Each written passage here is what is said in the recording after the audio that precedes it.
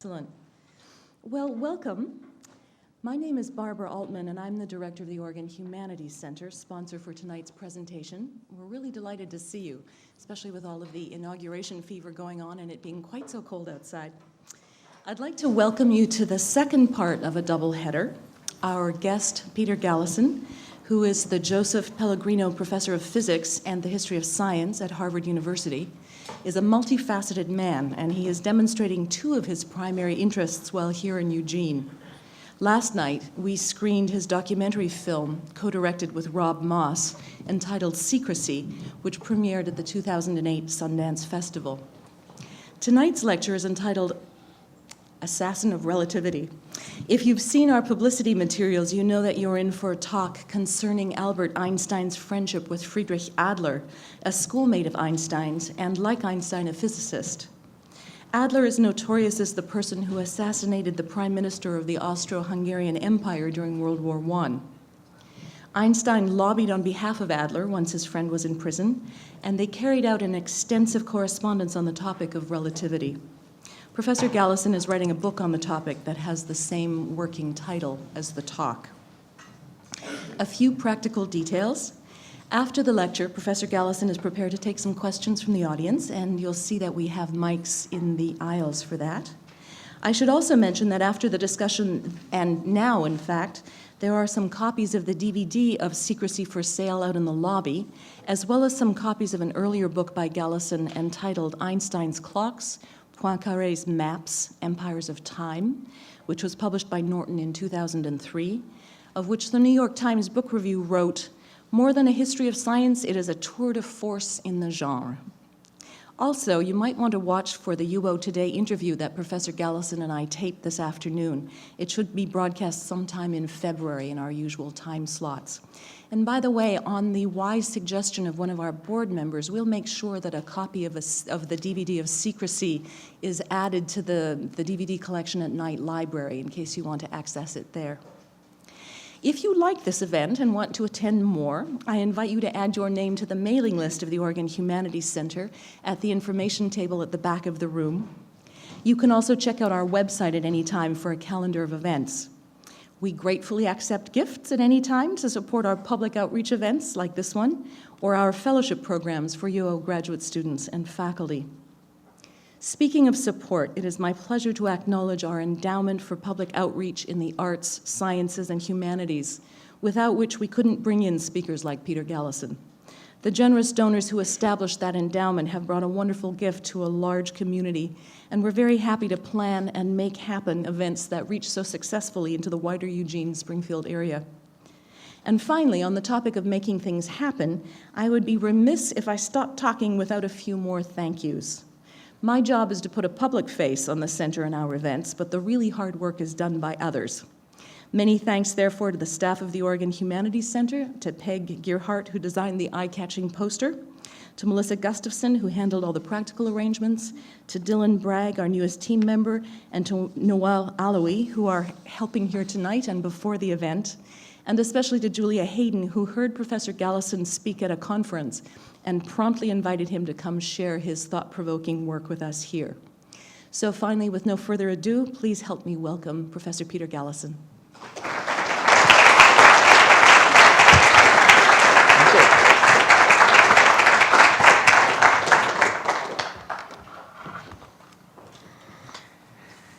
After all that's been said about Einstein over the last years, today a rather different story, perhaps one not usually heard in the canon of Einsteiniana. Let me begin by just saying a few words about what it was that Einstein did back in 1905 before we launch on our story.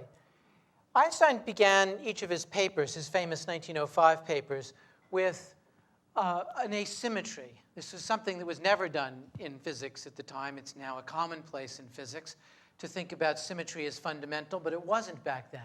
And he'd say, in each case, there was something that seemed wrong. We sometimes treat fluids as made of atoms that are discrete, and sometimes as if it was a continuum. Or we sometimes think about one way about a magnet that's moving towards a coil, and yet if we take the other perspective of the coil moving towards the magnet, then we have a different explanation for why it might generate electricity. And so in each of the papers, he begins with an asymmetry. Then he would introduce a principle, some idea, for instance, that the laws of physics should be the same in every frame of reference, or that light travels in indivisible bundles or quanta. And then he would reconcile the asymmetry and make a prediction. And all of his papers have this literary structure. The papers were, moreover, connected in their content in very deep ways. For instance, the idea that light traveled as particles was very fundamental because he began to think about fluctuations among these particles the way you might think of fluctuations in the presence in a gas with the molecules bouncing around near each other and bunching up in one place rather than another. And fluctuations, when it was applied to atoms, was exactly what he needed to explain why small suspended particles took irregular paths when you looked at them under the microscope, Brownian motion. And yet, light particles played another role, which was that everyone had always assumed that light, being a wave, must be a wave in something. You could have a shock wave of sound in air, or a shock wave through this fake wood podium, or you could have waves on a rope, or waves in water. So you had to have a wave in something. To say you just had a wave made no sense to people. It would be like saying something's between. You can't just say something's between. You can say it's between the blackboard and the steps, but you can't just say it's between, and to say a wave was just a wave meant nothing to people. But Einstein said if light was made up of particles, maybe we could imagine that these particles could move in a vacuum with no stuff to be a wave in, and that maybe that allowed us to think about waves composed of these particles as moving through nothing. So these three papers were very connected, and they all came out in the same volume of the most famous journal of the time, the Annalen der Physik, and launched him into his career. Adler was born exactly the same time as Einstein, with a couple of months difference, and his father, Victor Adler, was head of the Austrian Socialist Party, which was kind of loyal and major opposition party, but it was part of the establishment of the Austro-Hungarian Empire. And here he is with young Adler's mother, Victor's wife, Emma. And this is young Adler, Friedrich Adler, at a slightly later age. And Adler, like Einstein, was fascinated by Ernst Mach. Both of them were riveted by this new idea of bringing things down to what could really be perceived. I want to tell you today about the divergent paths taken by these two young physicist philosophers at the opening of the 20th century. One was Einstein, then unknown, but who became the best-known figure of the 20th century. The other was one of Einstein's closest friends, a fellow student, housemate, physicist, and philosopher who shared so much with young Einstein, but took a radically different path. Friedrich Adler fought and followed his father, Victor, as I mentioned, the head of the Austrian Socialist Workers' Party, and his father pushed him to study something practical, like engineering. He chose instead the abstractions of physics and epistemology. When his father argued for more professorial ambition, Fritz plunged into leftist politics, a dynamic that may not have surprised Victor Adler. He was, outside of his political role, a psychiatrist, and a rather well-known one at that. In fact, Sigmund Freud dreamed of Victor Adler, as he reported in his epochal interpretation of dreams, where the dream doctor Adler warned the dreaming Freud off excessive materialism in psychological explanation. During his theory years, Friedrich Adler had been a fellow student with Einstein at the Eidgenössische Technische Hochschule in Zurich. They had the same thesis advisor, a man named Alfred Kleiner, who gave them both a terrible time, and both battled furiously with Kleiner over everything from physics to their careers. In 1908, both Einstein and Adler both applied for a job there that had just come open. Adler, from the position of being a Privatdozent, a kind of somewhere between an assistant professor and a postdoc at the University of Zurich. Einstein is a clerk from the Bern Patent Office. Friedrich Adler wrote his father on the 19th of June, 1908, that his competition, quote, is a man named Einstein, who studied at the same time as I did. We even heard a few lectures together. Our development is seemingly parallel. He married a student at about the same time as I and his children, but no one supported him, and for a time he half starved. As a student, he was treated contemptuously by the professors. The library was closed to him. He had no understanding of how to get on with the important people. Finally, Einstein found a position in the patent office in Bern. This is still the letter from Adler to his father. And throughout the period, he has been continuing his theoretical work in spite of all distractions. Today, he is in the School of Boltzmann, and one of the most distinguished and recognized. And this school, not that of Mach, Mach being the horse that Adler wanted to follow, is the mode today.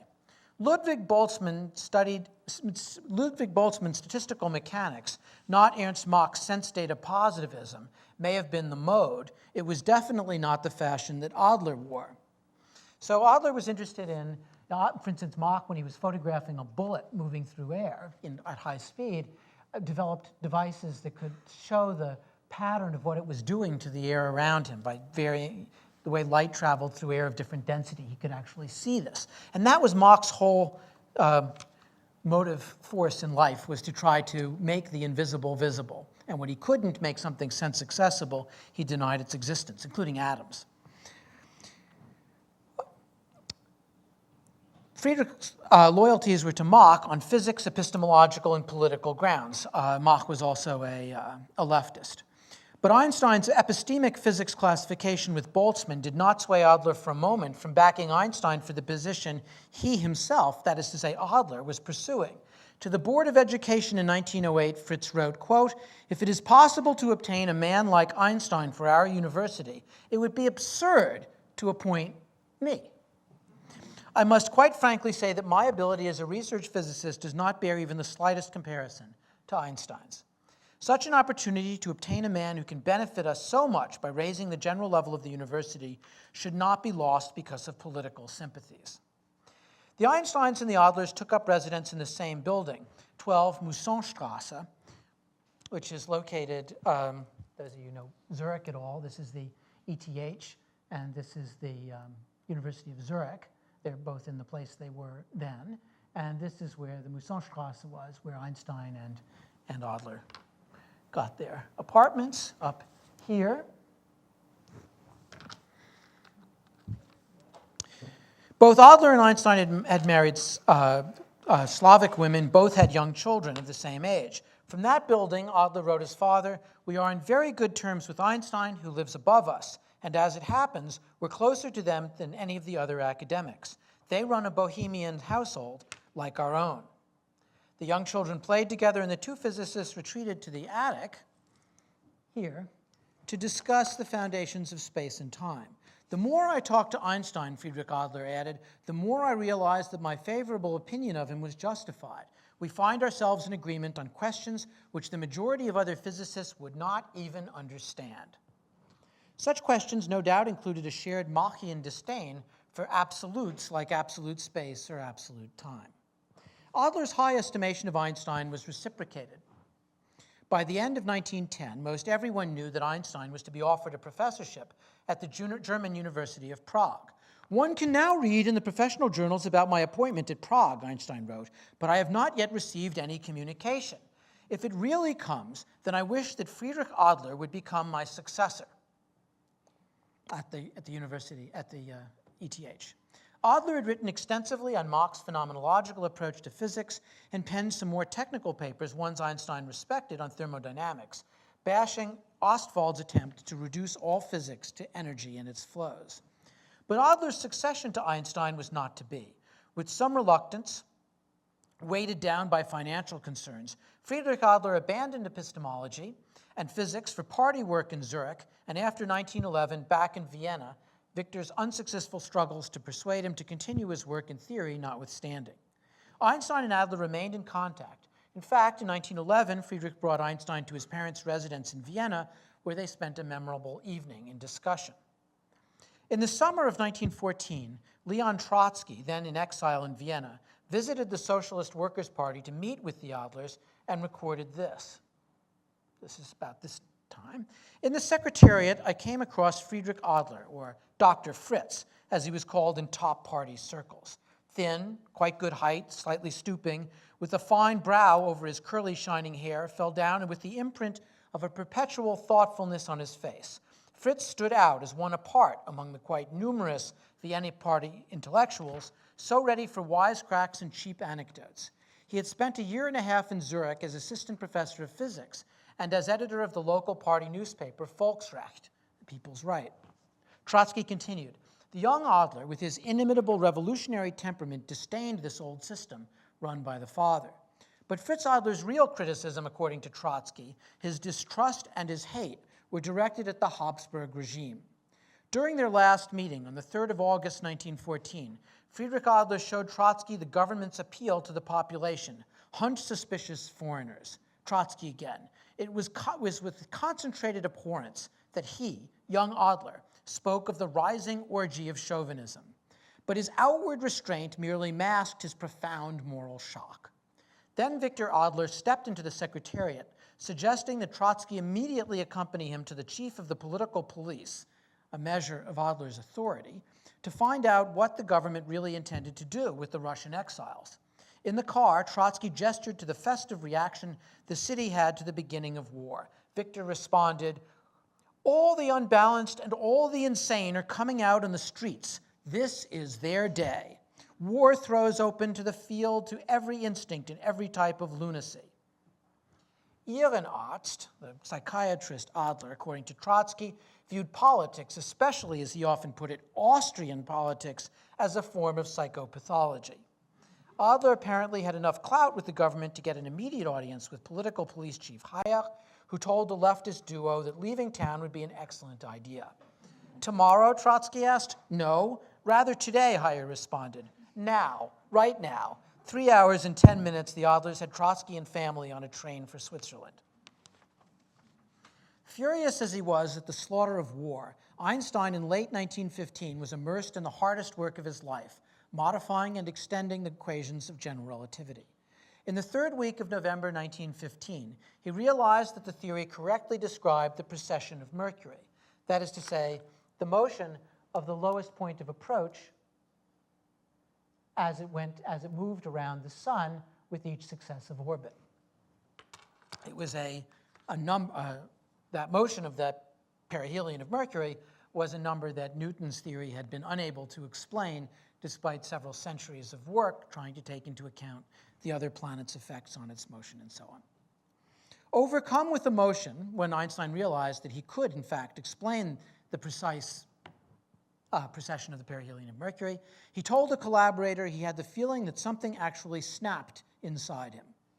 Friedrich Adler's passionate opposition to the war was directed elsewhere, and censorship was the final straw. This is the Arbeiterzeitung, the workers' newspaper, and big sections of the paper that he, Adler, and the party were editing were taken out by the censor. They'd get these back, and in fact, in the archives, I found both the original and the censored copies, so I can tell exactly what was removed. And on this day, the 20th of October, 1916, there was an article at the very front and center of the paper on censorship, die Zensur, and they censored the article on censorship.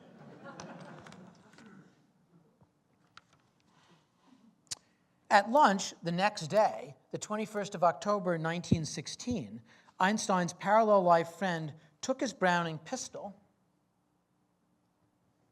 walked up to Count Sturg, the Prime Minister of Austria, who was dining at the prestigious Meisel and Schaden Hotel in this room, and put 3 bullets through the politician's head. This is the penny paper of that day. This is Adler shooting Sturg, Sturg coming into the lunchroom. This is from the police blotter, including the pattern of blood from the attack, the angle of shooting, the table, and so on. Adler was immediately arrested. Adler was matter-of-fact in his responses to the authorities' questions. In May 1917, the Viennese authorities hauled Adler before an exceptional court, the Ausnahmegericht in Vienna.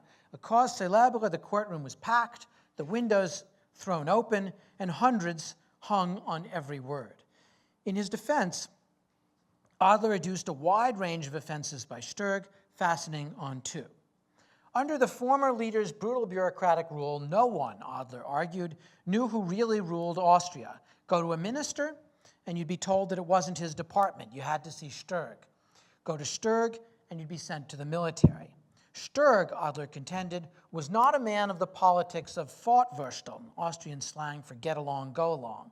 He was a man who, with clear intent and conscience, wanted to transform Austria into an absolutist state, these are Fritz Adler's words, who, and with clear course and steady hand, steered for that goal. He was an opponent whom one had to notice and with whom one had to battle relentlessly. Second, it was Sturg who had dissolved Parliament, Sturg who had wrecked the progressive road toward democracy, as far as Adler was concerned, that most civilized countries were already following. Sturg who stood as a dead point that had to be bypassed if Austrian history was to progress. To save his son's life, Victor pleaded for the court to find Fritz Adler insane. He invoked Friedrich's past history, where his drive to work had surpassed all reason. He gestured to mental illness found on so many branches of the family tree. And Victor hired a superb defense team to demonstrate Fritz's incompetence as the court deliberated whether he should hang. Aiding the defense was a testimonial from the Physical Society of Zurich, introduced at the trial and duly recorded in the transcript, along with another by Professor Heinrich Zanger. Adler's lawyer, Dr. Gustav Harpner, insisted on the spontaneous nature of these glowing reports, both of which spoke to Adler's scientific, philosophical, and personal qualities. Harpner: I don't need to say that I did not ask for this testimonial. It was a fully spontaneous intervention, and that he hadn't known until that very day of either the Scientific Society or of Professor Zanger, who delivered testimony for the defense from Zurich's Juridico-Medical Institute. Spontaneous? Not quite. Barely 48 hours after receiving Friedrich Adler's communication, Albert Einstein had intervened. Dear Zanger, Einstein had written, the day before yesterday I got a scientific letter from my old friend Fritz Adler. You surely know what the man has perpetrated. I know you never thought particularly highly of him because of his scientific orientation. But as a person, he is an exceptional fellow and extraordinarily selfless, which has gotten him into this stew, as a matter of fact. My compassion for him has grown so strong that I really would like to do something for him. Behind Zanger's spontaneity stood Einstein. In April of 1917, Einstein also wrote Adler directly in prison. I hope you've received my package. I now have an unusual request. When your affair is deliberated in court, I would like to be summoned there as a witness. You should apply for this. Do not think this senseless, for not only the circumstances directly connected to the event are clarified through witness accounts, but statements are also brought forward that shed light on the character of the perpetrator. How much I would like to discuss the relativity problem with you. As we will see in a moment, that discussion was in train, but politics weighed heavily on Einstein as well. The war, the physics of simultaneity, politics, all fused even among Einstein's friends, including his scientist, philosopher, industrialist pal, Walter Rathenau, former head of the War Provisions Board and author of a book called Towards the Criticism of Time, zur Kritik der Zeit. Modifying Einstein's thought experimental description of the coordination of clocks, Rathenau dropped in the coordination of clocks, a signal is sent back and forth between the clocks, and sometimes a lightning bolt gets one, and the other one, the light gets bounced to the other. Rathenau dropped a letter to Einstein just before Adler's trial. Your illustration of the two flashes of lightning in the train really gripped me here. Incidentally, I turned it into two dynamite explosions and a Tsar train. What startles the Tsar twice is only a single matter for the assassin. Einstein so feared Adler's execution that he wrote the emperor, setting aside some of the most productive work of his life on generally relativistic cosmology. This is 1917. This is on the back of the letter, calculations towards the cosmological paper, the creation of modern physical cosmology. And here's the draft letter you see at the top, Ihre Majestät, His Majesty. His Majesty, under the pressure of an unavoidable duty, I take the liberty of communicating a plea to your Majesty. The political murder of which Fritz Adler is guilty shook the well-being of every rightly sensitive person in the deepest way. With not a single word will I prettify this gruesome act. With regard to the psychological situation of the perpetrator, however, it seems to me to have to do with a tragic accident rather than a crime. Few can have known Herrn Adler so well as me. I have known Herrn Adler since we were studying physics together 20 years ago in Zurich. He was, for several years, still my closest colleague as an assistant professor in physics at Zurich University. We also were, at the time, housemates. In those years, I took Adler to be a man of the purest character, of an almost unparalleled selflessness. Few people have shown themselves to me to be so unqualifiedly reliable and honest as he. Few have, in such measure, overcome their own desires and devoted their strengths to other than personal things. Under these circumstances, I feel an unavoidable duty, if I herewith submit to your majesty from the bottom of my heart a plea for you to invoke the law of clemency in the event that Adler is sentenced to death. A valuable life could be so preserved. On the 18th and 19th of May 1917, Sturg's assassin himself broke his public silence. Hauled before the Ausnahmegericht, the exceptional court, as Einstein feared, Adler faced hanging. This is him in court. Debate raged. Victor Adler's hope for an insanity ruling had its best chance through the psychiatric report. But the commission found nothing wahnhaftes in the motivation of Adler's act. Indeed, as they saw it, Adler's act from the standpoint of morality, quote, must be considered in some ways in contradiction to his character, as it has been demonstrated up to the present. One must say that his life has been, up to now, idealistic, and all his efforts have been in that direction. He is, however, a fanatic, far from the normal type. Against his own survival interest, but in favor of his political ambition, Adler insisted he was fully responsible for his act as an expression of pure political conviction. Already before the attack, he wrote, I knew full well that people would at first say that I committed this act as an incompetent. I was prepared. I had to be prepared that the press, above all, would be under the influence of the regime. This is him pronouncing those words in the exceptional court. Battling for Friedrich Adler's sanity and fate were two oddly paired sides. On the side of insanity sat Victor Adler, who, as father and psychiatrist, was desperately trying to make the case for his son's hereditarily induced loss of equilibrium, joined by his enemies, the vicious right-wing press, seeking to strip the assassination of political import. Meanwhile, in February 1917, Trotsky recalled in writing Victor Adler's biting words about the psychopathology of Austrian politics. How far Victor was at that moment from the thought that his own son would carry out a political assassination. I mention this here because after Fritz Adler's act of assassination, the Austrian yellow press attempted to present the self-sacrificing revolutionary as unbalanced and even insane, from the standpoint of their own base sanity, that is. But the judicial medicine of the Habsburgs was forced to capitulate before the courageous tenacity of the terrorist. With what cold contempt Fritz would have treated the retorts of the eunuchs of social patriotism, that is to say, the loyal socialists run by his father, Victor, if their voices had reached him in prison. This pro-sanity alliance of the state, the medical psychiatric panel, Trotsky and Friedrich Adler, left bad odds for the defense. But before continuing, we need to step back, because from prison, awaiting trial, Adler attacked.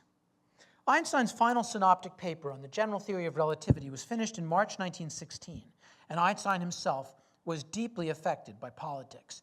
During the war, Einstein had been facing off against most of his own professional colleagues.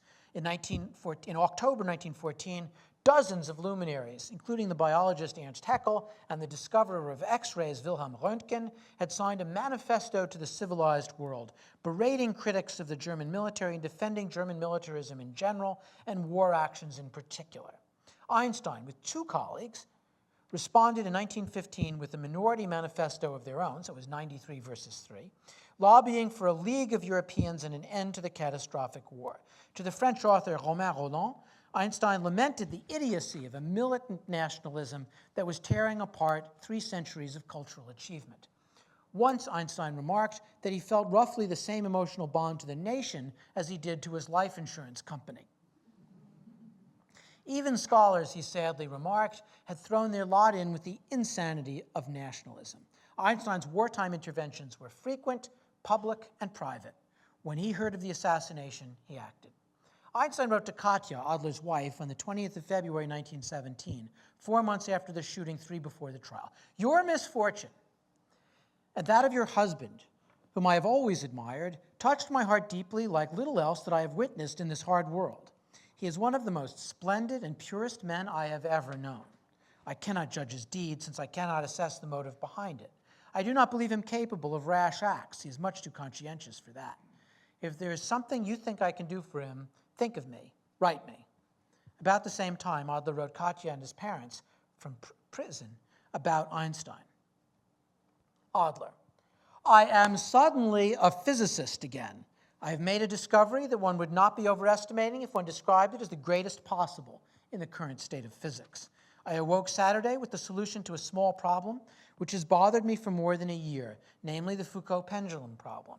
In the course of working through the consequences of my little insight, I have arrived at a generalization of the Newtonian principles, an elementary law which up till now has simply been overlooked. It would, Adler believed, give clarity to all questions of mechanics and thermodynamics. A few days later, he wrote to say his trial had been postponed until after Easter, 1917, a good thing since he was very satisfactorily plunged deep into physics. It has unexpectedly come to pass, he wrote to his parents, that I have found a decisive criterion in relativity theory that rules against Mach and Einstein and for Lorentz. It puts everything in a new light. Or as he put it in his letter to his parents, what Mach searched for, I have found. Like all great discoveries, it was simple and full of consequences, end quote. Friedrich Adler's discovery opened for him a new campaign. For Victor Adler, it launched a second front in which he too could fight to have his son declared insane, the insanity of opposing Albert Einstein. Adler the elder shot copies of his son's new manuscript to Einstein, Philipp Frank, and others, asking if the inner workings of the physics constituted prima facie evidence that could be used to show the derangement of his son. That put the physicists in a bit of a quandary, as Frank recalled a bit later. The experts, especially the physicists, were placed in a very difficult situation. Adler's family and father desired that this work should be made the basis for the opinion that Adler was mentally deranged. But this would necessarily be highly insulting to the author, since he believed he'd accomplished an excellent scientific achievement. Moreover, speaking objectively, there was nothing in any way abnormal about it, except it was wrong.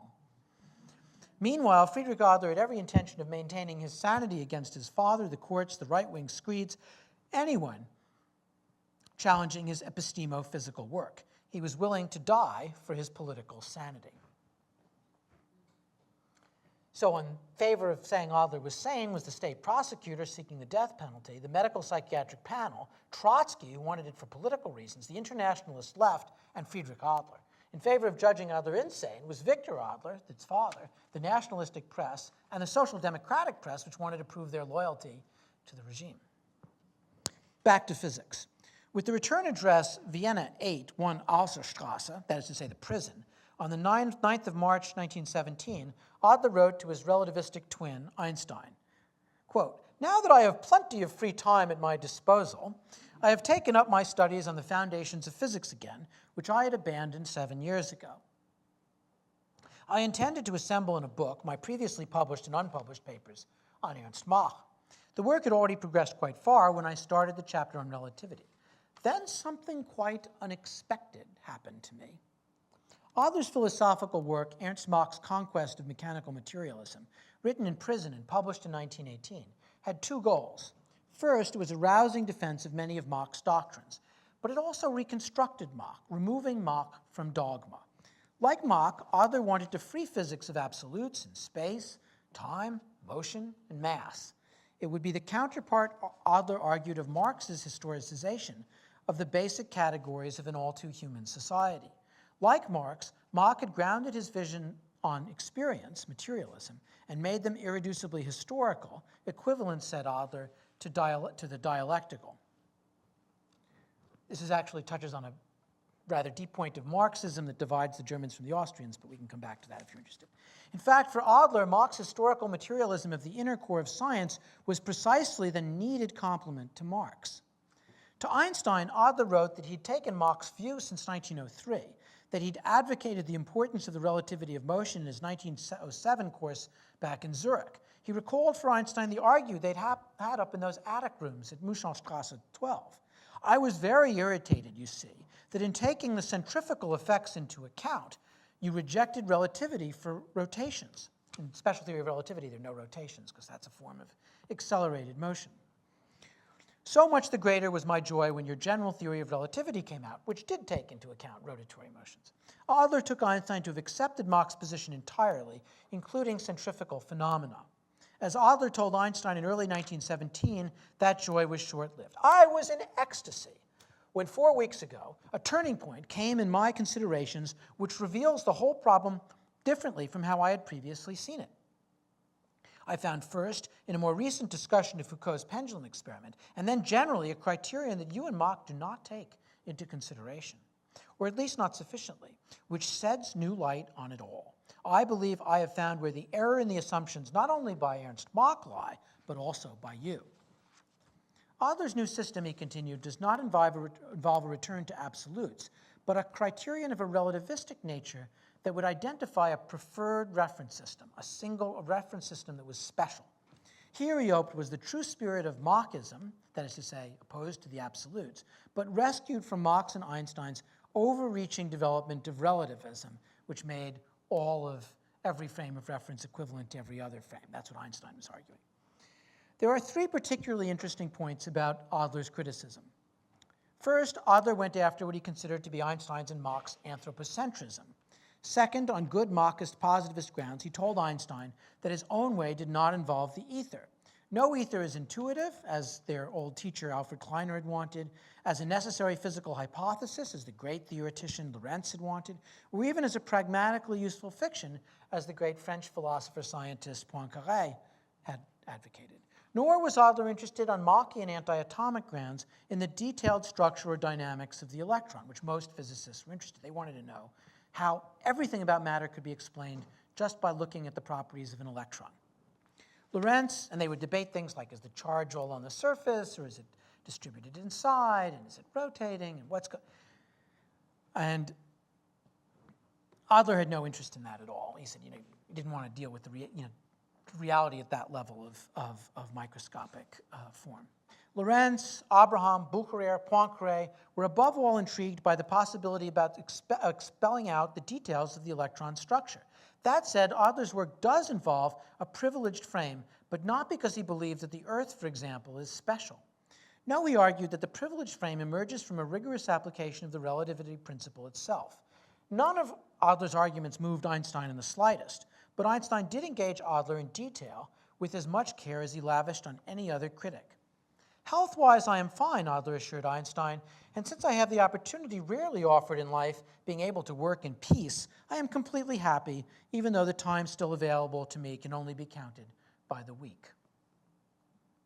The trial proceeded and ended dramatically. At the final judgment in May 1917, the court pronounced the defendant guilty and responsible.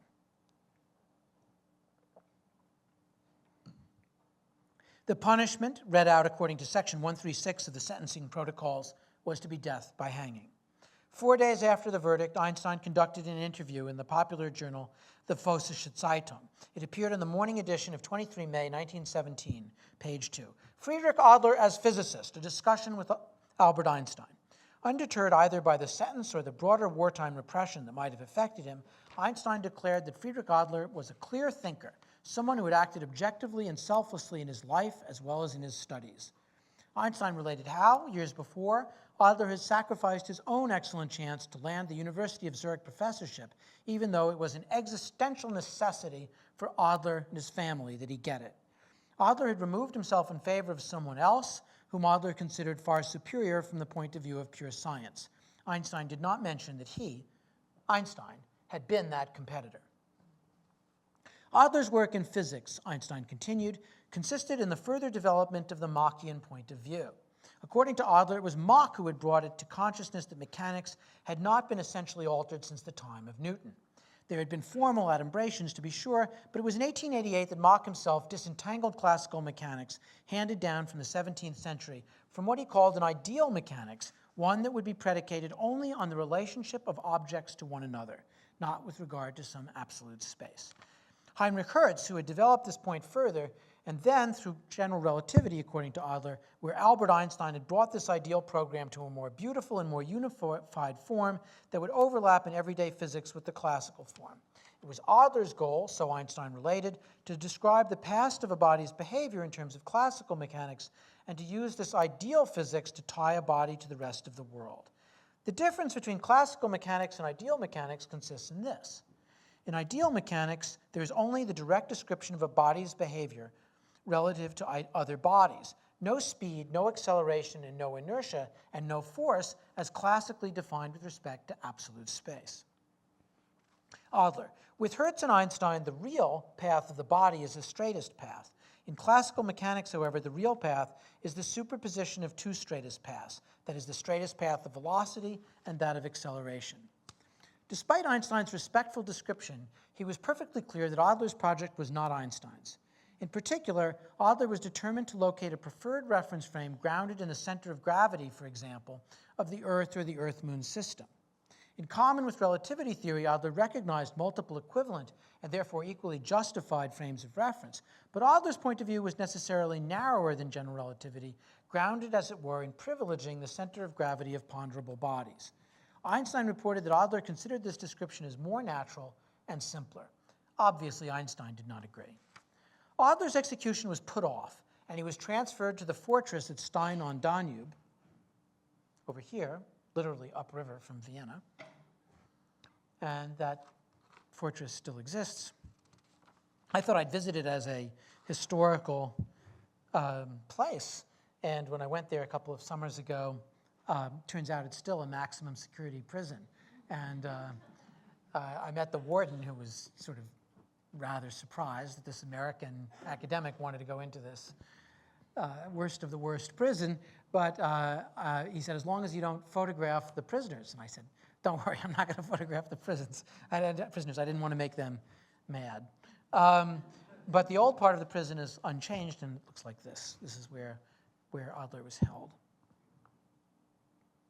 On the 6th of July, 1918, he wrote Einstein again, "Dear friend, it has been almost 1 year since I wrote you, but I have been thinking of you incessantly, for I was occupied the whole time with relativity theory.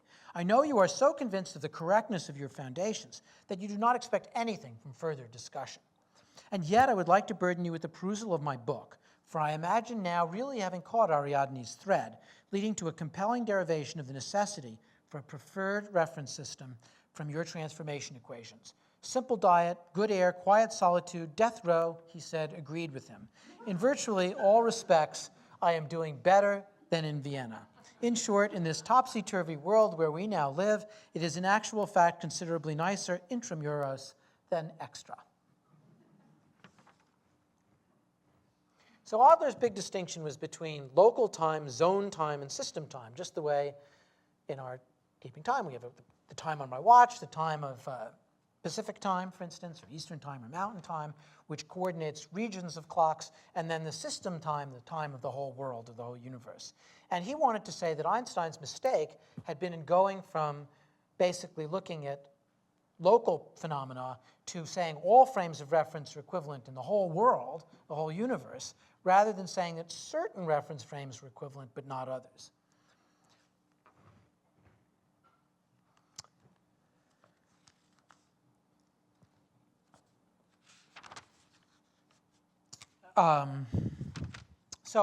What Adler said was you needed to improve practical time coordination, and he talked about how railways, practical methods of coordinating time by moving clocks or other things. What Einstein had actually discovered something that was useful to coordinate clocks by the exchange of light signals. That was this other book that Barbara kindly mentioned before, Einstein's Clocks, Poincaré's Maps, but this is an example of somebody who understood that Einstein's ideas about clock coordination actually came out of thinking about things like trains. And Adler said Einstein's definition of synchronization is a major improvement on these clock coordination methods by defining a distant point's time in terms of a master clock and the time of reflection. And he pointed to what Einstein had done that was good. He had started with kinematics, that is to say physics without force, just the motion of bodies.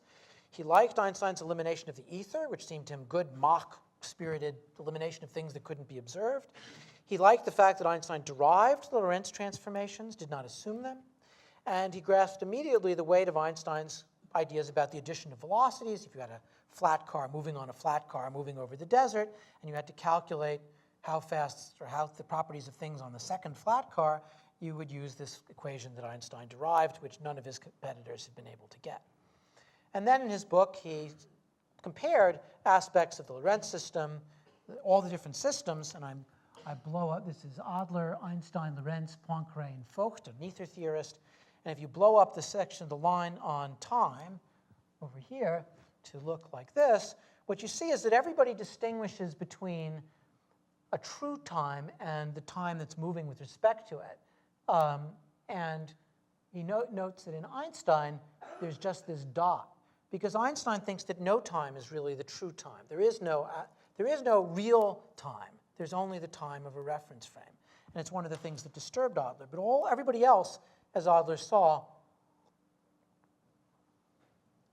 would distinguish between t and t prime or t and tau, always wanted to have some ether rest notion of time.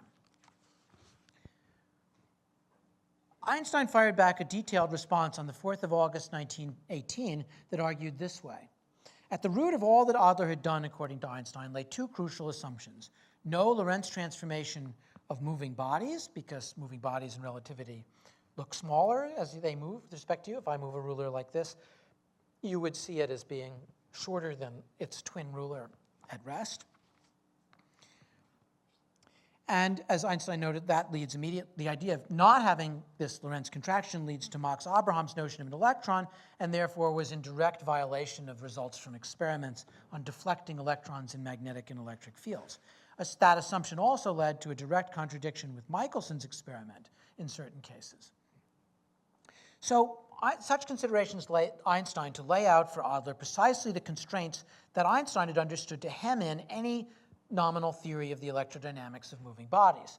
On the one side, you had the Michelson experiment, which took a beam of light and split it by a half-silvered mirror to go on two perpendicular arms and then bounce back. And if this machine was moving through the ether as the Earth was supposed to be doing, you should see a change in the relative phase of these two waves.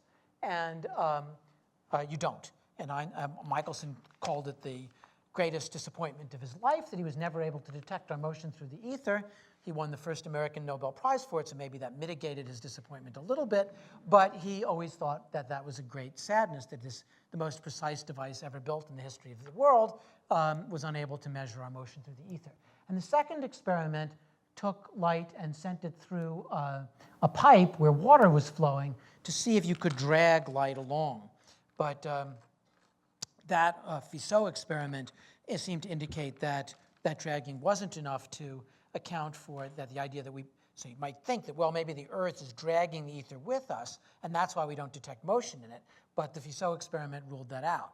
So between these two things, if Michelson says you're not going through the ether, and Fizeau says you're not dragging the ether, then there's a problem.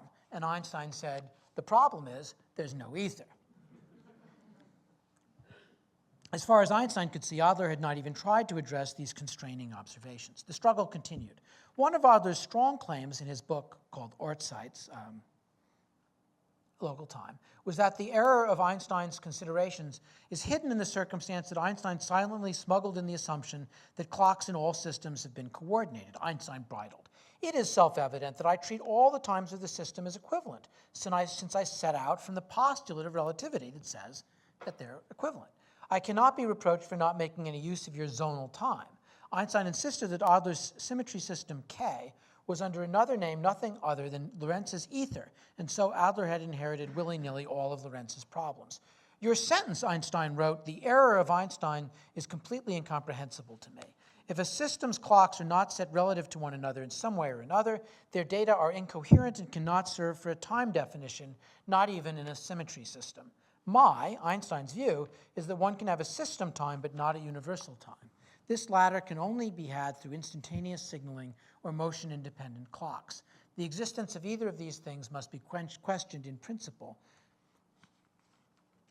Adler went after the Einstein clock coordination in other ways, identifying his own work with the strict examination of measurement that Mach had pursued, Adler argued that inequalities in the running rate of clocks could be either due to A, their mechanism, or B, to the partition of their dials. Einstein's sharp tongue, otherwise held in check, corresponding with Adler, let loose. The dial is a bit odd. Why not the handle and the polish? We imagine my standard clocks as having been produced identically somewhere in some time by a clockmaker who enjoys a world monopoly, and then having been brought to the different locations and into the states of motion in the various locations. Adler tried again a few weeks later, 20 September 1918, claiming that the Lorentz theory was preferable in certain respects. Nonsense, Einstein replied. A decision between Lorentz and Einstein is impossible, since factually, that is predictively, Lorentz's theory agrees completely with the special theory of relativity. It is just a more specialized, that is to say exclusively electromagnetic, theory. Back to Adler's salvo of 20 September 1918. The upriver theorists turned to clocks and the twin paradox, as it came to be called. You can see that I did not overlook your, so the twin paradox is if I stand here and my twin runs to Alpha Centauri and then comes back, I'll see him as less old than me. But if you took the point of view of the twin, imagine your twin comes back, then how come he wouldn't see me as younger than him? But I can't be younger than him and him younger than me at the same time. So isn't this a paradox, they said. So that came to be called the twin paradox. You can see, Adler wrote to Einstein, that I did not overlook your standard clock, rather that is the actual point of departure for my reflections. I have been making a serious effort for a year now to understand it, but an insurmountable logical contradiction in your assertion remains for me. And here's the problem that he raises for Einstein. If you have U2 is clock number, UR is what the U is for. Clock 2 is orbiting around clock 1, so if U1 sees clock 2 is running slow, then what if you took the point of view of clock 2? Then U1 would look to be orbiting around it, and that couldn't be. You couldn't have both of them running slow with respect to the other. And you bring them back together, one of them, there's a fact of the matter, either one, 2 says earlier than 1 or not. Only if, Einstein replies, only if systems K and K prime, this system and this system, were justified in the sense of the special theory of relativity would there be a contradiction. That is to say, they both have to be Galilean acceleration-free frames, but when you have rotation, they're not equivalent. So it's not valid to look at these sorts of systems in special relativity. Only when general relativity is taken as a basis or both frames of reference can you begin to discuss them in the same breath, so to speak. In this case, the difference in the rates of the clocks is explained by the combined effects of the influence of the velocity and the gravitational potential. Nowhere is there a contradiction. Then Adler's pièce de résistance. Here's Adler's favorite contradiction, what he calls Einstein's fatal mistake. And he looks at pairs of systems. The only systems that he thought were truly equivalent were where you had one system moving at velocity, say, Sn in this one and negative Sn in that direction. And here's his proof. He designs this device, which is a bar, a meter stick, T, with contacts at both ends attached to a galvanometer. And on the other side, you have one of them that's just like this with a galvanometer, and the other one's got a battery and a bar. So if you just stuck them next to each other, the galvanometer would swing, its needle would swing. And then he says, imagine the following. If we take a system like this, there's no motion, and this is what it looks like. The bars are the same length, 1 meter. If we take the point of view of the galvanometer bar, then this one shrinks according to special relativity, and no contact can be made, so the galvanometer doesn't deflect. If you take the point of view of the battery bar, then the galvanometer is, so the two things are approaching one another. And if you take the point of view of this one, then this one shrinks and doesn't quite match. If you take the point of view of this one, then this one's moving and this one shrinks. So either way, they don't touch. But if you take the point of view in which they both come at the same speed towards you, then they must shrink by the same amount. They touch and the galvanometer swings over here. So he says, take that and put it in your pipe and smoke it, Einstein. Either the galvanometer swings or it doesn't swing. It can't depend on which frame of reference you take. It's a fact of the matter that the thing swings or not. Adler, relativity is smashed. The galvanometer will say that the two relativity theorists, both Einstein and Lorentz, are wrong, that neither of the two slabs has really contracted. Bang! Einstein's relativity theory is shot dead. This time, Adler's target did not drop. Your bias for an absolute time or for the instantaneous signal is exposing yourself, Einstein replied. Under no circumstances, in none of these cases, will a current flow if the contacts made are so brief that duration is small compared to the time that would take light to travel across this gap. Neglecting the necessity of keeping contact long enough for light to make the crossing is in principle at the heart of the problem. But making the contacts or the feet of the contacts long enough so that that could be made would violate the spirit of the problem as it's specified here.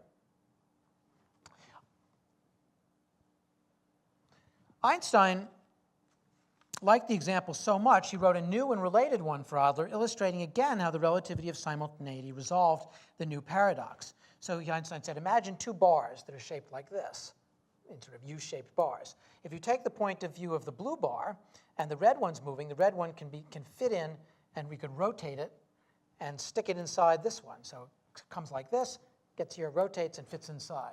Red inside blue. But if you take the point of view of the red resting, then the blue one can fit inside. But how could the red be inside the blue and the blue be inside the red? Can't happen. But of course, this has to do just with the relativity of simultaneity and the disagreement between the two observers about what the different ends are, what's simultaneous with what.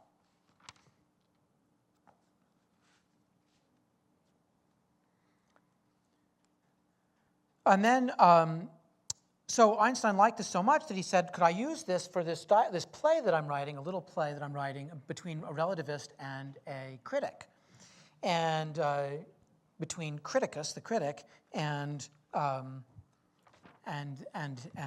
relativist. So criticus says, I see you have diffused my objection, but I must tell you, your argument leaves me more convicted than really convinced.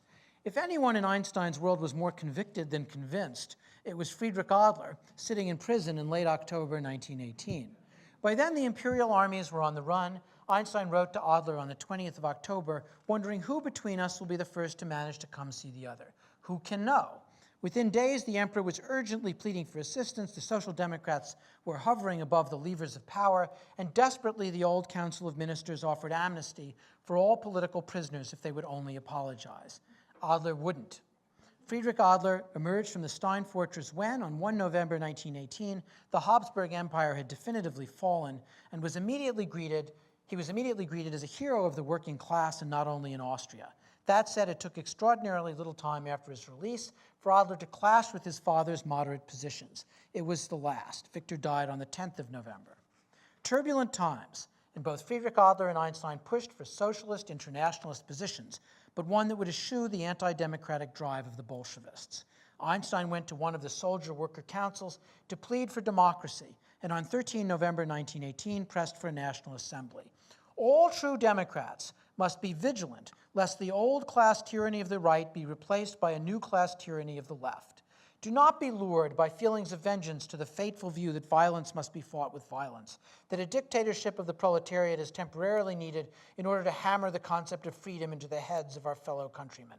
Force breeds only bitterness, hatred, and reaction. Adler was similarly vocal in his challenge to the dictatorial left. Despite such increasing doctrinal tensions within the left, in January 1919, Lenin and Trotsky offered Adler the position of honorary secretary to the Third International and honorary commander-in-chief of the Red Army, honorary chairman of the Central Soviet. He refused. To Lenin's and Trotsky's dismay, Adler, at this point more famous than Einstein, did worse. He joined the center-left Second International as it met in Bern in February 19, only to split with them because they purged the Bolshevists, and then more decisively in 1920. In short order, he created the political version of his political frame of reference where he could follow no laws but his own. Vladimir Lenin returned the compliment, denouncing Adler in December 1918. The bourgeoisie are compelled to be hypocritical and to describe as popular government and democracy in general. The Scheidemans and the Kautskys, the Austerlitzes and Renners, and now, to our regret, with the help of Friedrich Adler, fall in line with this falsehood and hypocrisy. But Marxists, communists expose this hypocrisy as they claimed to replace this dictatorship with the dictatorship of the proletariat. Trotsky concurred, adding in April 1922 a postscript to his earlier laudatory Novi Mir profile of the Adlers. Now he lamented that Fritz Adler's personal courage was unmatched by his strength of thought. A fallen hero, Trotsky lamented, for now Adler acts as a leader of the Second International, quote, serving the cause against which he had attempted to stand up even only by staking his life. Unquote. Political satirist, but also Trotsky, dubbed Adler's position the Second and a Half International. Skip this.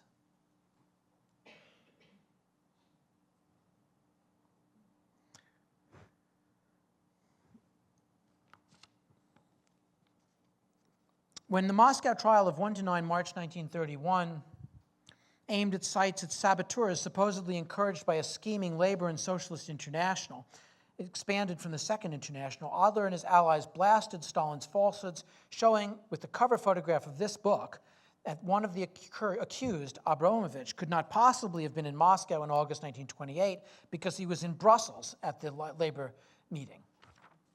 Then Adler turned personal. What I have so far set out could have been written by any other socialist, though Adler never counted himself as one among many. I am compelled to speak personally, for my attitude to the problems raised by the Moscow trial is not so simple as that of those who reject individual terror on principle. He recalled his words to the special tribunal in which he asserted that, in fact, every act of violence was justified against the rulers of Austria. Trials like his were a travesty of justice, awakening in him a feeling of offended honor, a feeling of shame at being an Austrian. Adler, every act of violence was justified against the rulers of Austria, but now the terrorists should stay their hand against the Soviet Union. To justify this distinction, he continued, I held firmly to the belief that questions of individual terror must be decided under a dual aspect, whether they correspond to a natural consciousness on the part of the people, and whether in the circumstances they were effective in the struggle for emancipation. Now, in November of 1936, it was no time for such acts. The Stalin experiment had succeeded in certain economic achievements, but that did not mean for Adler that we should be forced to play the part of dumb curs or mendacious whitewashers. In this, we differ from the puppets of the communist parties, he said.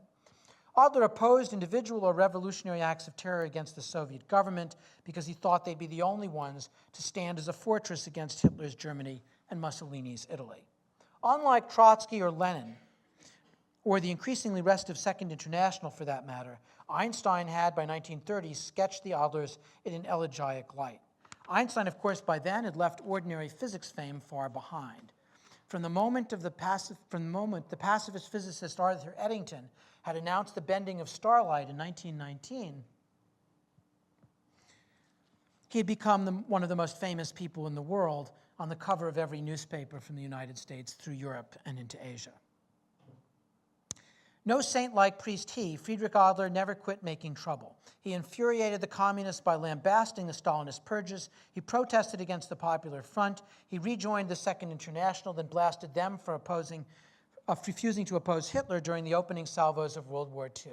During one of Adler's speeches, Léon Blum leaned over to his neighbor and whispered, "He shoots better than he speaks." Fleeing to New York from Belgium in 1940, the Nazi capitulation found him in apartment 14C on West 106th Street, just off Central Park West. Dear friend, he wrote to Einstein on Mercer Street in Princeton in June 1945, I was very happy to see you personally again. Not missing a beat, Adler plunged into a discussion of an American socialist and physicist Max Born's latest account of special relativity. The world changed utterly and not at all. Adler moved back to Zurich, working on a biography of his father, living until January 1960. Let me conclude.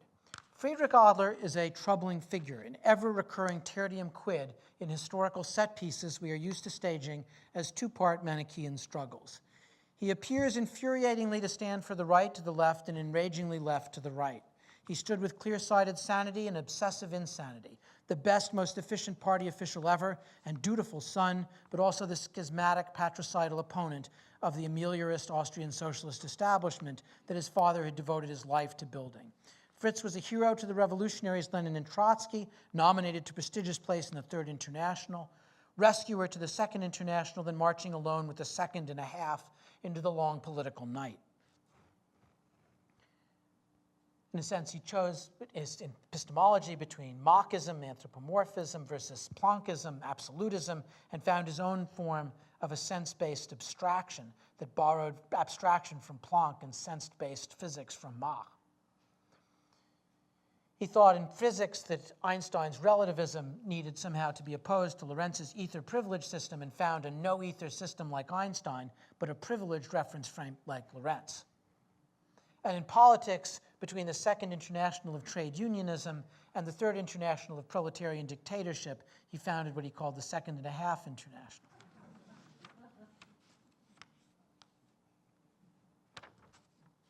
He was the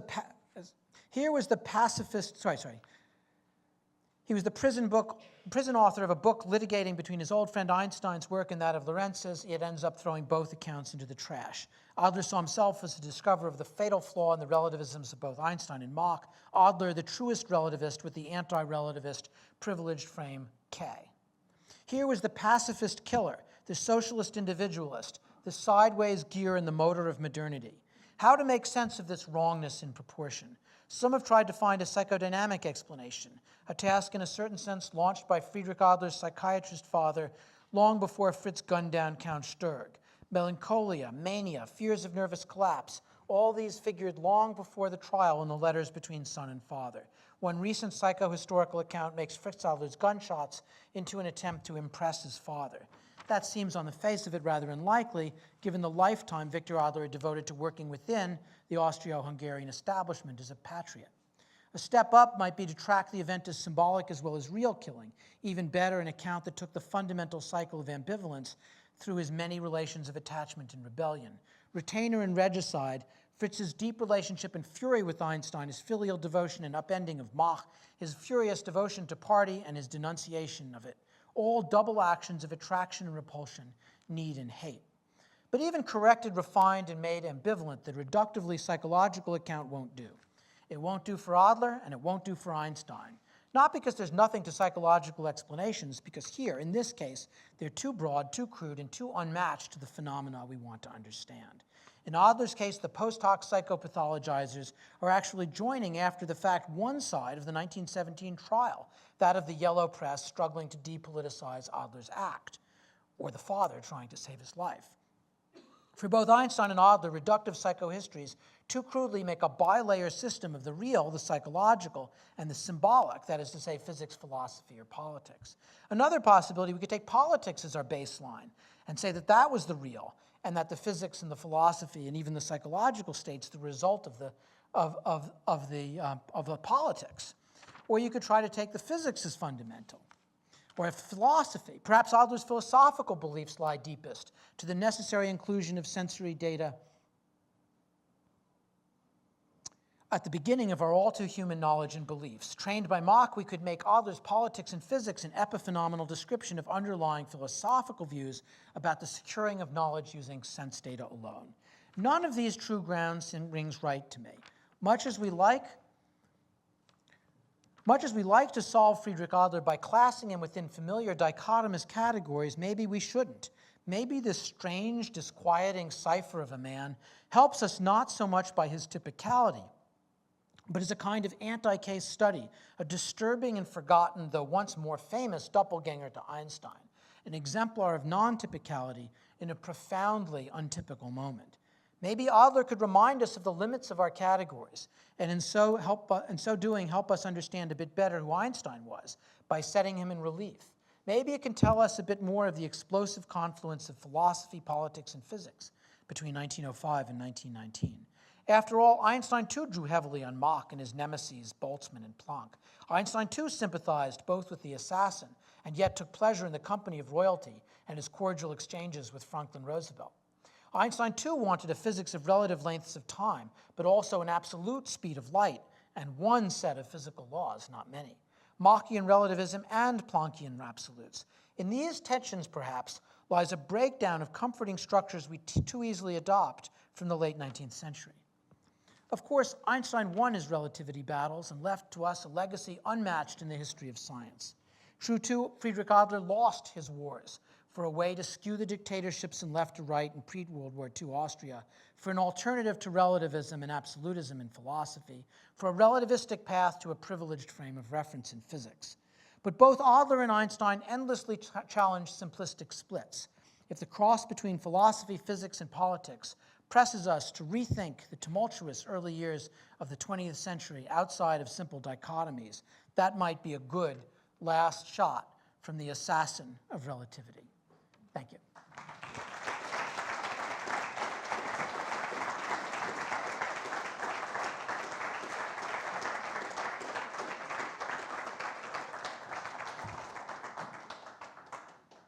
So I understand we can have some questions, yes?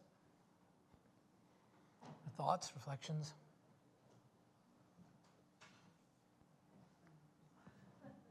Yeah. You've been accelerated into silence. Yeah. This is cheating a little bit. Should I? Could you use the microphone or was it It's maybe cheating a little bit because it's also thinking of your talk last night, where I was struck in the secrecy, Eugene, about the issue of trees, which seems to fit into a dichotomy and yet not. And here too, you're talking about in the career what's happened to Adler.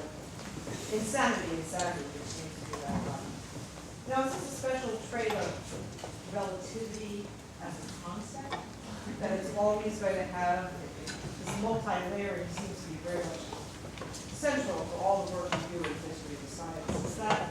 Is really relativity the key to this different way of looking at? So the question, I don't know if you can all hear, but the question was, in the film that I showed last night, this film Secrecy, one of the themes that comes up by one of the senior people at the National Security Agency is a discussion of of the press and politicians and people who want to get certain secrets declassified as being traitors because these are secrets that must be preserved at all costs. And here too, questions of loyalty and dichotomies. Someone famous once said, "You're either with us or against us." And that epic may be over for a while, but that spirit of radical alternatives does seem to run against a lot of what physicists went through in the early part of the 20th century. They had to learn to live with things that seemed to be dichotomous, but yet happening together, that things could be, relativity theory has its absolutes, but it also has its perspectival aspects. And in quantum mechanics, there are many cases where an electron is like a wave, but it's also like a particle. And the idea of a simple dichotomy that couldn't be held together was anathema, not only to Einstein and Adler, but to Bohr and to many others. So I think that what I would say is that there is something about, in a certain depth of thought, that requires being able to hold things which are superficially opposite together without losing one's way. And in a way, that's what Einstein and Bohr did in physics, and to figure out a way of navigating those contraries. And I would say, I guess in a certain way, politically, I do think something like that is also true, that we often have things, but if we narrow them down to dichotomous relations, either we'll keep everything secret and be secure, or we'll be democratic and open. We've lost before we began. And so in some sense, I think the struggle of thought is often against the kind of easy path towards a radical dichotomy. So I do believe something like that in both cases. So the stakes then for sanity are that to try to make things like the psychological reading of Adler's insanity is itself one of those attempts at it. Yeah, I mean, I think, yeah, well, in the paper, I ended by trying to suggest that the idea that somehow there's a real and a superficial. And you could say one account, and this has been commonly said about Adler, was that he was crazy and lost in an Oedipal struggle with his father, and that everything else that he did in physics and philosophy and politics and assassination, everything was just a kind of neurotic symptom of that underlying conflict. And so that's, I think, a rather reductive way of understanding what psychological explanation or psychiatric explanation is about. But similarly, I think that there's something wrong with the idea that everything was really politics and that everything really followed from that. But rather, it seems to me that in this case, you have something more like this, that there's this sort of triangle of concerns that preoccupy him in politics and philosophy and in physics, and that he's trying to think through something. And, is he crazy or is he not crazy? The problem with that kind of form of analysis is not only that it's too simplistic, but also that in this case, that exactly is the political issue. That's what the trial was about. And so to simply say, retrospectively, nearly 100 years after the fact, that, oh yeah, he was really crazy, is not some neutral scientific observation. It's actually an intervention on the side of the state prosecutor, and on the side of on the side of the father and the yellow press, to try to disqualify it as a political act. Do I think you can do that? No. So I think there is something. What I wanted to say at the end of the paper is that I think there's something wrong with trying to take a complex state like this, where people are trying to handle, they're actually the issue that's being discussed at the time are these dichotomies. And Adler's whole life is devoted to trying to get out of them in physics and in philosophy and in politics. That he wanted to have a socialism that wasn't dictatorial. He wanted to have a physics that wasn't anthropocentric, but that was sense-based, that borrowed certain forms of the abstraction of Boltzmann and Planck. I mean, in each case, he's trying to do something, and to simply say, well, either he's crazy or he's not crazy, is just to stomp on the complexity of this historical moment. And in fact, to make it harder even to understand somebody who we don't think is crazy, named under any circumstance, Einstein, who's also trying to marry a form of Machism with beliefs from Boltzmann that Mach never would have accepted. Boltzmann's life was predicated on believing that the world was made of hard, real, physical atoms. And Mach swore that there were no atoms because you couldn't see them. So, I mean, Einstein had, even according to his friend Adler, had sort of betrayed the Mach ideal, and Einstein would have said, that's right. I borrow certain things from Mach and certain things from Planck, and I try to figure out how to navigate a way between the Scylla and Charybdis of these two systems. Yeah. I'm really impressed by the complexity of this topic that you're trying to tease apart. Mm-hmm. And at the same time, my simple mind keeps falling back to character and how warm Einstein feels to me in this story, and yet how cold and analytical Adler feels in all the things that he tries to approach. And to me, the father figure, the psychoanalyst, and Einstein come across as much more human. And Adler comes across to me much more as someone who's always calculating a different answer to whichever of these problems he's trying to solve. And I don't know if that amounts to anything to anybody else, but to me I feel even more strongly the warmth and the humanity of the other two figures in the story. Yeah, I mean, look, this is a guy who's just killed the prime minister of Austria, and he's on death row, and he thinks he's got a couple of weeks to live. He's not feeling particularly warm and fuzzy. It's true. He's a tough guy, and I mean, and so is Einstein. I mean, these are, I think Einstein was genuinely moved by Adler. I haven't even told you about Adler's personal life, but it's complicated too. And Einstein puts himself at risk. I mean, in the sense that he writes the letter to try to exonerate his friend. He does things that might have gotten himself in prison. Absolutely. As a conspirator. Right. His father turns against perhaps his own philosophies in several ways to say, my son must be ill. Right. That's the only reason why he could have done this, to save the boy's life. Right. you know, it's a very interesting story and a very complicated story. Yes. And yet at the same time, the central figure of it isn't warm and fuzzy. It's not somebody you want to wrap your arms around and say, I love this character. No, and I mean, I tried, you know, first, I'm not going to write a biography. It's really going to be a book of this encounter, this sort of collision of these two trajectories. But I don't want it to be an apologia pro Adlera. You know, I'm just not interested in that at all. I mean, there is something, I mean, he can be extremely funny, but warmth you don't feel. And you know, this assassination, you know, he thought at the time he might be able to derail the war. And, you know, he knew the hundreds of thousands, millions of people were going to die in this war. And he thought of it as something that he had to do, and he didn't care that he might be killed doing it. But how do you judge that? I mean, and how, you know, I don't want to say they'll. I mean, I think, you know, it's a brutal thing that he did, and then the fine distinctions that he wants to make about assassination under the Austro-Hungarian Empire.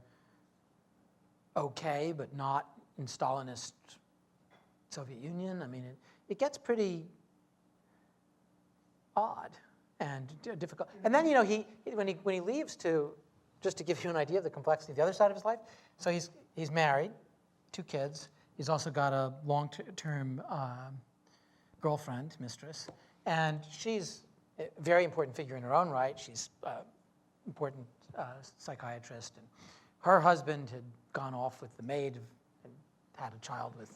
Anyway, really complicated. Anyway, so he and the girlfriend, he leaves a note for her saying that he was sorry on the 21st of October when he went to shoot Sturg, and said he was sorry he wouldn't be able to join her for the opera. They had really good opera seats that evening. And yeah, it's hard to know how to add all these things up. Are there other questions? I look like we should stop. No, I wanted to ask you if you could repeat the question. The sound isn't picking up the audience members. Okay, so retrospectively, that question was. You don't need to repeat that one. Okay.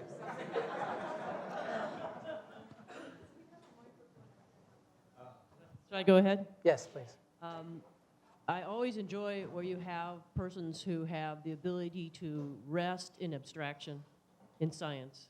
Mm-hmm. There's a great many plays, novels, all kinds of works written about the conflicts over the development of nuclear bombs and that sort of thing. Where can you abstract yourself as a scientist from the consequences of your thought, i.e. the creation of a nuclear bomb or even the high abstractions of physics. And to see these two persons interacting so profoundly with the situations that are around them, at the same time they are in the most unbelievably abstract thought. It's a dynamism that's an astounding thing to see, and I think it creates a fullness of character that you lose sometimes when the scientist is strictly abstract and outside of life. Thank you. You know, it's the Einstein of these early years is complicated. I mean, he's angry and he's ambitious in a, you know, not ambitious in the sense of he wants this job particularly. He wants a job, but that's not the, you know, he wants to change physics. And he's annoyed at the older physicists, at his teachers, and he writes to them caustically, and, you know, he's surprised when they don't let him into the library, and he's, he couldn't get a job. I mean, he couldn't get a job partly because he alienated every single person that had any authority over him. And he's rather brutish with his parents sometimes. They didn't approve of Mileva, his girlfriend and then his wife, and makes fun of them. And he's very close friends. He's politically engaged. The picture of Einstein that we have from his later years is this sort of sweetie pie, sexless oracle. Is nothing to do with who he was. Even in his later years, it didn't have anything to do with who he was. But especially in the early years, I mean, he was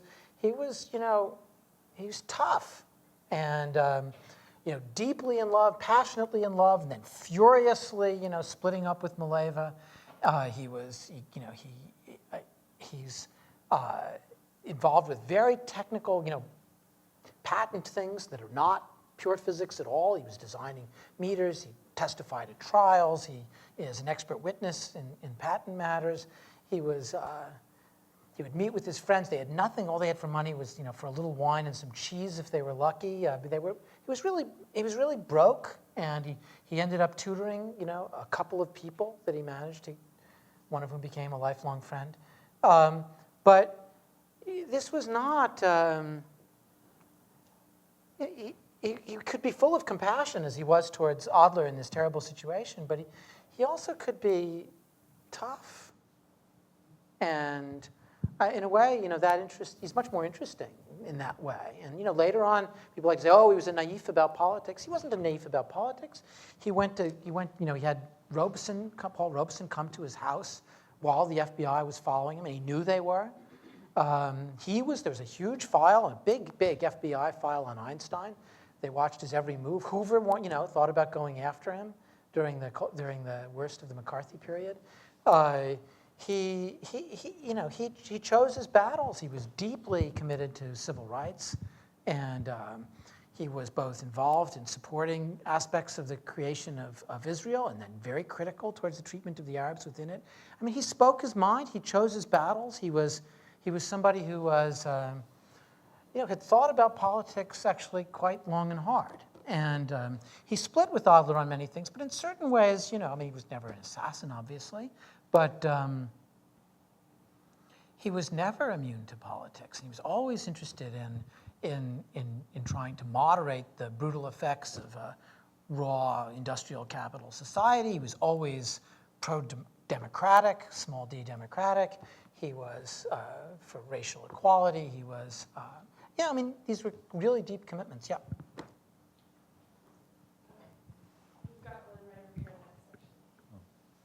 Excuse me. I had a question that may not help to make any more sense of this. My question is, do you think that knowledge is, the creation of knowledge and the operation of knowledge is proprietary, and is it deterministic? And given that, doesn't that change how you interpret the actions of individuals, especially in light of things like sanity, determination, the motives, the operation, the ultimate effects of things that people do?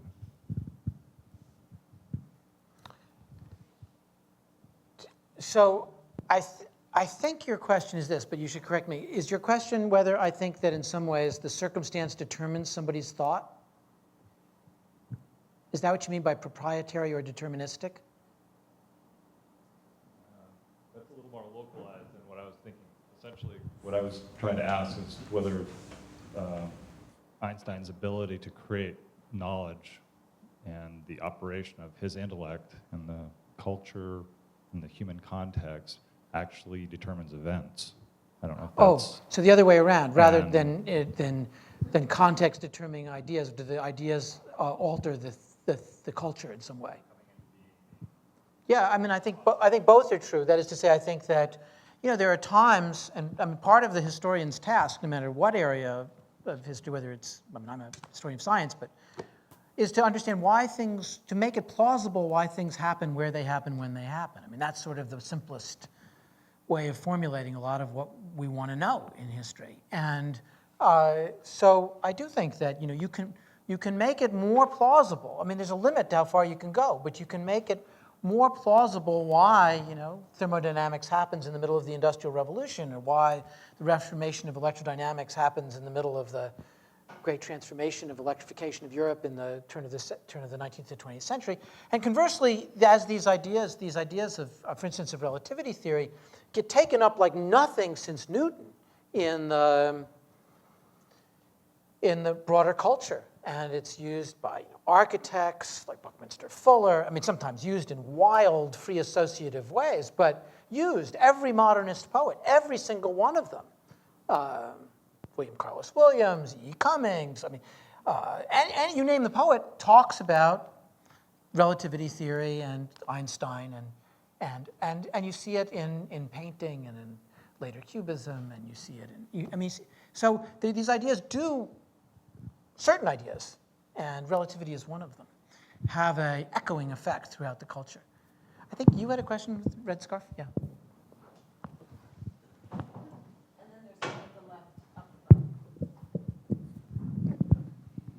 Well, I didn't understand very much of the physics part of your talk, but it did seem a fascinating time and place that such specialized thinkers would take the lay actions of politics, which doesn't really happen now in our society.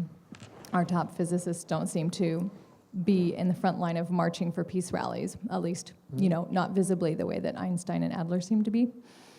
And so I was wondering if you think that they thought that the rigor of their physics work was part of changing the world, but also that they recognized the rest of the world couldn't quite follow at their pace. And so they had to involve themselves in all these different layers of society, was one question. Their motives, or was it just the specialness of that time and the politics of the time that people were more involved, period. And also it makes me reflect on terrorist acts in general. I mean, now an assassination, attempt in our nation or a terrorist act is always treated as an insane act. But it is sort of interesting to think about the terrorist acts perpetrated against the United States as sane, rational, and politically based. So I would say that in the first, there have been moments. If I gave you sort of a cartoon history of the relationship of physics and politics, it might go something like this. In mid-19th century Germany, especially, where physics and the modern university take form, the recognizable structures that, research seminars and the research and teaching being married and the separation of church and university. And the things that, the first place, you can say, well, Cambridge University was around hundreds of years before that. But if you went to the university in Cambridge in 1500, you wouldn't recognize it as a university. It wouldn't, only if you knew the buildings, but otherwise, you wouldn't. But in the mid-19th century, this begins to form. And the physicists and physiologists are liberals in the older European sense, and they're anti-monarchical, and they do begin to get politicized, and they start to act, and they start to see physics as having a lesson and a correspondence to politics, to philosophy, and they start to pronounce on it. So by the time you get to the late 19th century, almost every major physicist will be writing books about physics and unity, and in fact, the whole idea of unification in physics was understood by the physicists in the pre-1871 period to be a stand-in for what they wanted, which was a liberal unification of the German states. So there was this connection of the content of physics and the spirit of political engagement was already quite salient. So by the time you get to Boltzmann and Planck and Einstein but all of the famous late 19th century German-speaking physicists, it's routine for them to intervene in popular books and often to be understood as weighing in on political things. Now, many of them were actually pretty conservative. They were sort of conservative liberal in the European sense, right? Not liberal on the left, but liberal breaking down tax barriers and the sort of post-Corn Law sense of liberal. And they wanted, they were sort of technocratically, conservatively, state-oriented liberals. And Einstein was an internationalist, as Adler was, of a different sort. But both of them were disdainful of nationalism. Whereas for the previous generation, for Einstein, being a nationalist was a form of liberal progressivism. It was to be against thinking of Bavaria and the other states of Germany as having entirely autonomous existence. But there have been other periods where physicists have gotten quite politicized. And one of the things that's the next big moment is in the middle of the 20th century, after the atomic bomb project, when the physicists, partly because of the deferred discussion that did not take place during World War II, except in very small numbers, by a small tiny group of people around Chicago. But at Los Alamos, there was none. Oppenheimer would hear of no political discussions there. And after the war, of course, there was this huge development of, physicists started to weigh in politics. And they were involved in politics in a very concrete sense. One of Oppenheimer's great enemies, Finletter, who helped bring him down, the chairman of the Secretary of the Air Force, said that every time I open a door in Washington, I find Oppenheimer on the other side of it. And that was their feel. That was the feel. And the people on the opposite side, like Lawrence and Teller, for example, these were people who would move back and forth. And that was true for that generation, all the way up through people like P. Panofsky, who was on the PSAC, the Presidential Science Advisory Committee. And there was a sense that physicists, in addition to their philosophical, broadly political, and scientific bona fides, were now involved, or wanted to be involved, in the disposition of weapons of mass destruction, of nuclear weapons. And so, for a while at least, from 1945 specifically to the Oppenheimer trial in April of '54, which was sort of the shot across the bow of the physicists saying, you will go this far and no further, like Oppenheimer opposed the development of the hydrogen bomb, and that's in large measure why he was brought down. But in those 10 years, in that decade, 9 years, physicists had this almost miraculous confluence of being at the center of questions that bore on philosophy, on scientific matters, on industrial matters, on matters of national defense. So, there was an extraordinary crystallization then. And then, it was sort of pushed back some in the years after '54, but still physicists occupied a role, but it tended then to split. It wasn't, after that, it wasn't the same people who were at the heads of the physics community in terms of scientific work, who were also the leaders of the, say, denuclearization movement, and people like, the people who you would recognize as being part of, say, in the 1970s and 1980s, the sort of Helen Caldicott era people who were militating for denuclearization or arms control and so on, but it tended not to be the people doing the most fundamental physics at that time. What was so amazing about that period in '45 to '54 is it was Hans Bethe and Teller and Oppenheimer and those people. So, and now I think, the communities have sort of separated. That is to say, the physics community that's mostly participating in weapons development and staffing, the majority, there are exceptions to this, of Los Alamos and Livermore and San Diego and so on, are not tending to be the people who are, doing other things. Now, the big laboratories like Los Alamos support a few people who do fundamental astrophysics, computer science, particle physics, and so on, but by and large, the community is separated. And the military wanted that. They didn't want some academic physics professor to hold up the development of a, multiple integrated reentry vehicles because they didn't agree with them politically. They wanted, the expression was, we want the physicists on tap, not on top. And they became a resource to be managed. So I think there have been periods of different relationship of scientists to politics. It's interesting, if you ask the question about biology or chemistry, it's actually quite different. There's never been, I shouldn't say never been, but sort of the metaphysics of physics has been at the center of discussion certainly since Newton, and in a very developed and popularized form since the middle of the 19th century. The amount of philosophy of chemistry that you have is still a rather small topic. And not that you couldn't have. It's not because I don't think chemistry is interesting or because you couldn't think of extraordinarily interesting features that have come out of chemistry, but that's not the way historically it developed. It is not part of the tradition of becoming a chemist to worry about the metaphysics of your science or the epistemology of your science in quite that way. It's a more pragmatic, it's been more closely tied to industry for a longer period. It's a different sort of thing. And biology is complicated in other ways. But even biology, one of the things is biology has overtaken physics in its budget and its connection with medicine and so on. You don't have quite the same stance of the leading biologists towards these either metaphysical or political questions.